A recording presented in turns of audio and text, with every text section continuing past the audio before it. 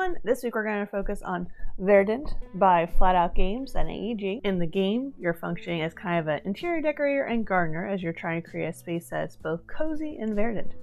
There's lots of beautiful components, but one of my favorite is all the different flowers and plants that they have.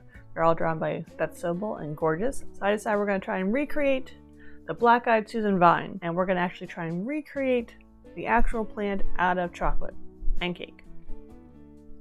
We can do it. Let's get started. Let's start our own edible plant collection, or at least one plant.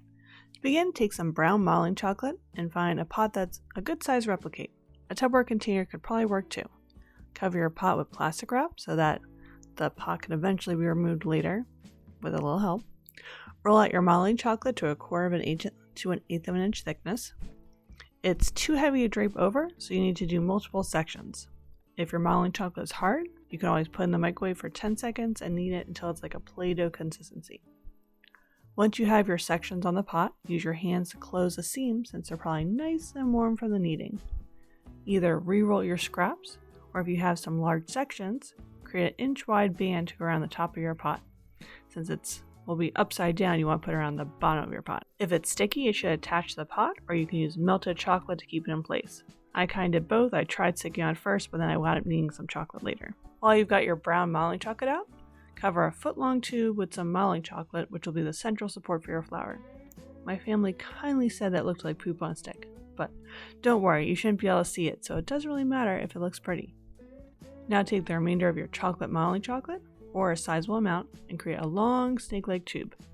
I chose to take an old Kirkland soup container and cover it in plastic wrap and create a coil around it, which you'll see ultimately didn't work. But it's still a good idea to at least make some cane structures to go around, and this will be the place where you put your leaves and your flowers. Leave your plot and other modeling chocolate components to harden while you work on your leaves and flowers. Time for lots of leaves! This is the first time I made modeling chocolate with candy melts, and I was very happy with how easy it was to get that nice green color. And it seemed like it kind of came together a little better too since you didn't have the extra step of adding the dye. Roll your modeling chocolate to 1/4 to 1/8 of an inch thickness. I say the bigger size before the second one because depending on how sturdy you want it to be, would make it thinner or thicker. Use a large heart cookie cutter. I was lucky enough to find this crinkled heart cookie cutter, which works perfectly for this plant. Once you've cut out as many leaves as you can, the tedious part begins. Use your nice hands, which are probably very warm from molding and cutting, to smooth out the leaf and give it some life. You're going to slowly move it between your hands and kind of rub it, and this will make it shinier and give it some more life instead of just being a solid piece of chocolate. It can be transferred to a bunched up kitchen towel, so this way the leaves can dry in different positions. Now that our leaves have hardened, use some green edible paint to add the veins down the middle and sides of the leaves. Ooh. Save your leftover modeling chocolate because we're going to use it for vines later. Hey everyone, I just want to say thank you for watching and being part of my Board Game Bakes community. Bye! Let's make some pretty black-eyed Susan flowers. Start by rolling out some yellowish orange modeling chocolate to 1/4 to 1/8 of an inch thick. Use a small heart cookie cutter to cut out the petals for your flowers.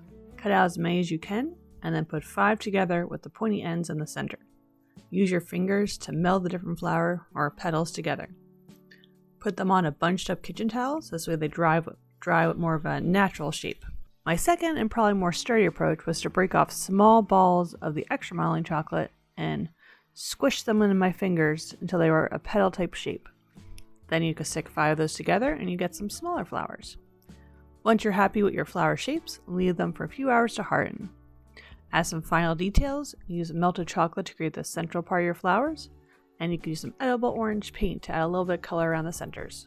Originally I was going to make a chocolate dirt dessert, like with the pudding and the Oreos, but then it occurred to me that I would need to store that in the fridge, and this doesn't fit in the fridge. So let's make a dirt cake.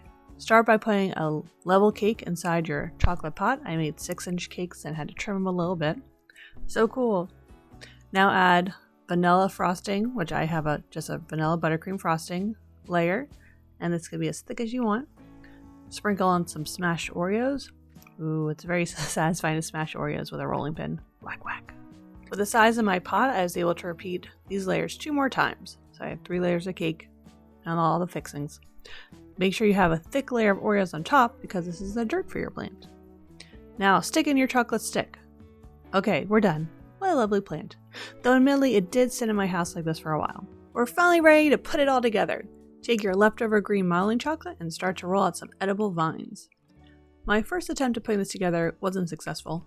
The modeling chocolate is much more malleable, which is great for sculpting, but bad if you want to support itself. My thick spiral broke. Oh no. Thankfully, my husband, an awesome editor, helped me problem solve and save my creation. Break your spiral into cane-type shapes, or you could skip the breaking point and just do it like the canes I mentioned in the beginning. As you build your structure, melted chocolate is going to be our glue. However, I didn't realize soon enough that I needed to order a special freeze spray to harden the chocolate. So the freeze spray I used wasn't made for this purpose. Do not try this at home. Slowly, you're going to take your leaves, flowers, and vines, and you're going to attach them to your central structure. To do this, put a blob of melted chocolate on either the piece you're attaching or where you want to go, and then you're going to hold it in place and then spray it with freeze spray. Which, as you can see, my husband is wearing gloves because the container will get so cold and you're not really supposed to do this. Continue adding petals and flowers and vines until you're happy with your creation. I wasn't going to have a chance eating any of these things I sprayed, but as I said, if you do it with the right tools, everything but the central pipe is edible. Huzzah! Happy gardening! Eating.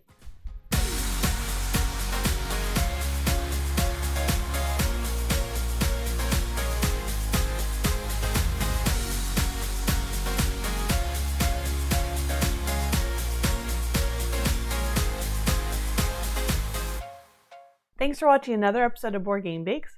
One of the first games I received was about plants, and at the time I just did little tokens with letters on it, so it's fun seeing how much I've grown and gotten braver in trying things. So thank you so much for being part of this Board Game Bakes journey. Let me know, what are your favorite plant-based games? Or games about plants? Yeah. Keep playing games and keep them sweet. Bye!